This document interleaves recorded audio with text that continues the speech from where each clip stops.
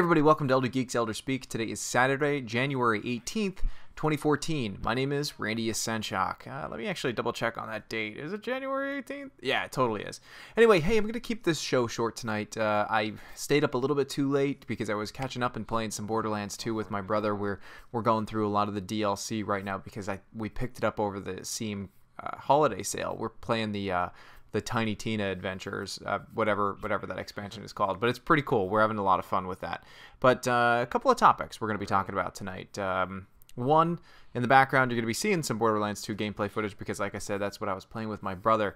I wanted to kind of do a little bit more of a Wizard's Lizard because I didn't have any time to play it today.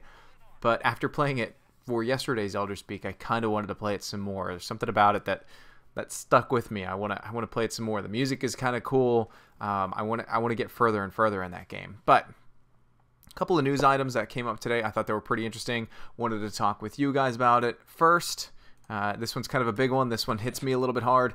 Disney is abandoning the Star Wars 1313 trademark. I'll throw up a link in the description of the video. That is just beyond sad. I would love to see another good Star Wars game come out. It doesn't necessarily need to be Jedi stuff. Personally, my dream come true would be to see Knights of the Old Republic 3 come out and not not in an MMO format. I would love to see a single player RPG just like BioWare had done in the past, but I doubt that Disney is ever going to do that ever again. And the fact that they're abandoning Star Wars 1313 is kind of sucky. And I actually had a fun thought. I really thought that Star Wars could make a really cool game if they did another Force Unleashed game, but handed it over to Platinum Games. I would love that. The people who did Bayonetta and Metal Gear Rising. I would absolutely love a Star Wars Force Unleashed game if they put their hands to it. I liked the original Star Wars Force Unleashed. Force Unleashed 2 kinda was outright rotten. But anyway, Star Wars 1313 completely abandoned. No chance of it ever coming back. So say farewell to what was one of the coolest games that came out of E3s in the past.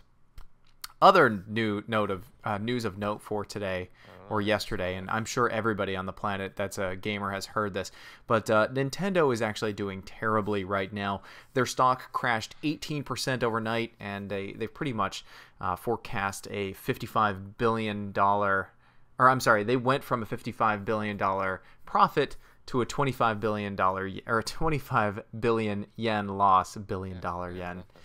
So they went from a 55 billion yen profit to a 25 billion yen loss. Their stock is basically kaput. The Wii U is massively underperforming. The 3DS, even though the 3DS is selling well, it's actually selling a lot less than what they were forecasting it to be, which is dangerous when you're dealing with a large business the size of Nintendo's.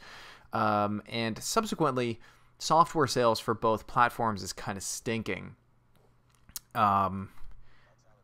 I don't think there's a gamer out there that is surprised by this.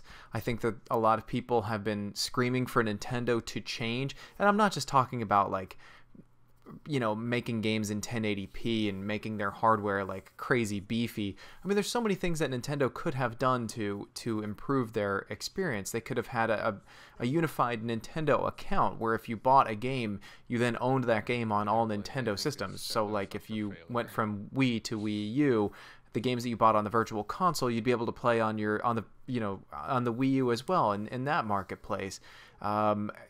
There's been reports of people whose Wii U's have broken, and since their account was attached to the machine and not necessarily to their name, they weren't able to get the games back that they purchased online. I mean, that's so archaic thinking. It's shocking that a video game company had that type of thought process going forward. So I personally find that to be really unfortunate that Nintendo is seeing such hard times. I don't want to see a video game maker fail this miserably, but at the same time, hopefully this is going to be a wake-up call for them. But really, that's about it. I'm going to throw up some links for everybody to check those out, these two stories. But more importantly, I kind of wanted to lead into this. This week, I want to thank you guys because you guys have been actually responding amazingly well in the comments. I think that there's been some great conversations going on within the comment system, way better than I think I've ever seen anywhere else on YouTube. It's astounding how civil and intelligent you guys are with one another, and you're well behaved, which, by the way, I don't want to say like well behaved, but you treat each other with respect, which I can't thank you enough. The way you guys treat each other is a direct representation of how I feel like you guys look at me, and I'm absolutely flattered. And I think that when game companies look to me to review games and everything like that, I think that having a great comment system, having a great community following me is a great an awesome barometer for me. But anyway, you guys have been having amazing discussions. I wanted to throw out one thing. I banned one dude this week from the comments because he said something that was totally off the charts. I hardly ever ban people from commenting on YouTube. You could tell me straight to my face that you think my videos are the worst things on the planet, and that I am, I'm completely unprofessional, and that I have no idea what I'm talking about, and I make mistakes in my videos. If you call me out on mistakes, I am not going to delete anybody's comment that calls me out on something that from their point of view is wrong. I only ban people when they are just being complete and total a-holes, and I'm sure you know exactly what type of behavior I'm talking about, like racism, any type of general bigotry that's like almost a surefire ban hammer. I just can't stand that kind of stuff. But so anyway, going from there into what I was going to ask you guys, and this was going to be my question to you, and I was even considering making this a question for the next episode of Delete All, but I think it'd be more interesting to ask you guys is, one, do you own a Wii U? And then two, why or why not?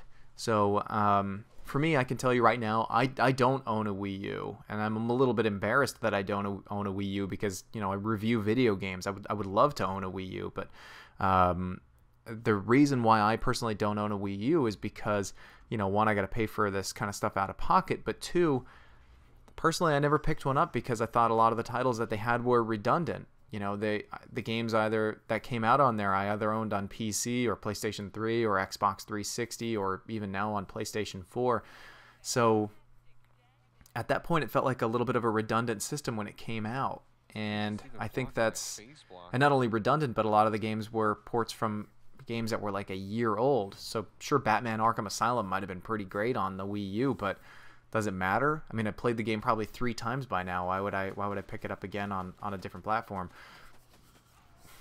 I think the other thing is I never really picked up a Wii U because I think that they missed a lot of really golden slam dunk opportunities. Kind of like how with the Wii, with the original Wii, I think everybody wanted that perfect sword guy fighting game, but it never happened on the Wii U. I think, or happened on the Wii. On the Wii U, I think people are looking for that perfect Pokemon game, and nobody's really getting it. I can think of a Pokemon Snap game using the Wii U controller to take photographs of Pokemon in your environment. I can think of, I think since the Wii U has much better online capabilities than the Wii, I don't understand why they haven't been planning a Pokemon MMO for the longest time. It boggles my mind. And, people always say that they can't always fall back on their old, franchises. But you know what? Those old franchises, not only do they make them some money, but they make them a ton of money. The Pokemon franchise just prints money, and it's a shame, and it's mind-boggling that they haven't fallen back on that yet. So anyway, that's my question to you guys is, do you own a Wii? Why or why not? For me, it was redundancy in games and price, and that was it. Otherwise, I would really love to own a Wii U. I think that the tech is really cool, and personally, I really want to own a 3DS, but because I really want to play Fire Emblem. Everybody's been talking about it lately. I swear that game has come up in more conversations in the past month than it has in the entire year, and now I really want to play Fire Emblem, but I don't own a 3DS. But anyway, that's that. Happy Saturday, everybody. I hope you all have a wonderful weekend. I'd love to see what your responses are, and talk to you guys all on Monday or Tuesday, depending on how I work out this Elder Speak schedule. I think it's going to be Tuesday officially. But anyway, take care, everybody. Have a great weekend.